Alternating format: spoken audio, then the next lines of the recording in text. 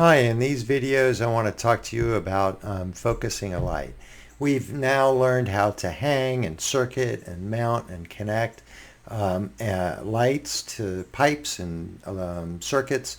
And so now the next step is actually going to be aiming the light where we want it and giving it the shape and the contour and that we want the light to have, right? So I've got just a couple of examples up here of lights that are focused, and you can see over here all these shafts of light and everything, and some of these lights are very sharp in their focus and others are much softer in their bathing of light across the stage, right? And that is something that's determined at focus.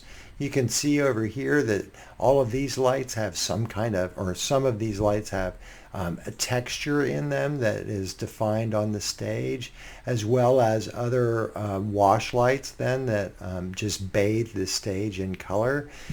We can see down here the very specific texture of this window across the floor, but then there's also a soft light that falls across the fabric in the back. You can see a similar example here where we have the sharp window texture, the mini blind texture, and then this soft light that falls on the floor and on the backdrop, right? So again, and light that's focused in a specific area for this performer here that then is surrounded by color and texture.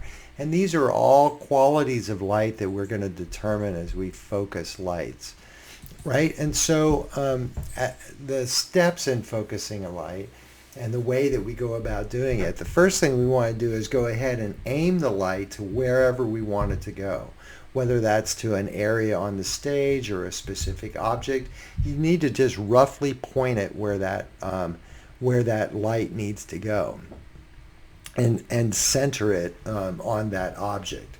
The next thing we need to do is we need to lock that fixture so it can't be accidentally knocked out of position. Locking is really, really important, right? We don't want to have to go back and adjust that light again. Lights inevitably are going to get bumped or knocked or run into, either by you as you're working on the light next to it, or even by other people working on the production, or by scenery that's moving. And we don't want a light that's been bumped to be bumped out of focus, because then we have to go up and do it again.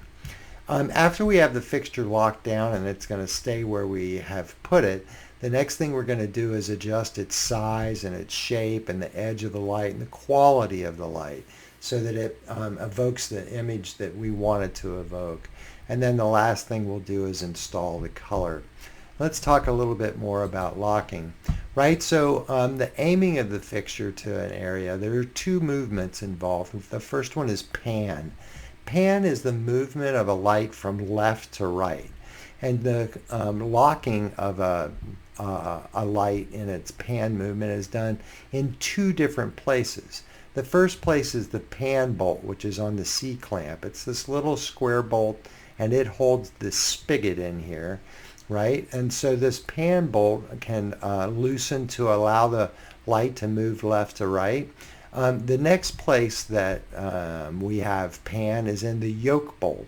And the yoke bolt is the large bolt that's on the bottom that connects the yoke of the light to the C-clamp. And the light can pan if either one or both of those are loose. Oftentimes the light may feel like it won't pan, but it's kind of wobbly. And if it's wobbly, you may find that it's this the pan bolt, this on the clamp, that's loose, right? The other axis of movement that we have is tilt. And when I talk about tilt is moving the light, tilting the light up or down. And that's, we lock and loosen the ability to move a light up or down through the tilt handle, which is either a plastic or metal handle on the side of the fixture. And if you loosen it just a little bit, you can move the light up or down, and then once it's in place, you can go ahead and retighten that. It's important not to push the light, to try and force the light through the tilt handle, as it can damage that locking mechanism. You want to loosen it, move it, tighten it, loosen it, move it, tighten it. the tilt adjustment is far more intuitive than the pan adjustment. Once we center the light on the object, you want to make sure that you lock all of those adjustment points in place. You want to secure this fixture so that it can't get knocked out of focus. When we come back in a few more videos, we'll talk about more detailed focus.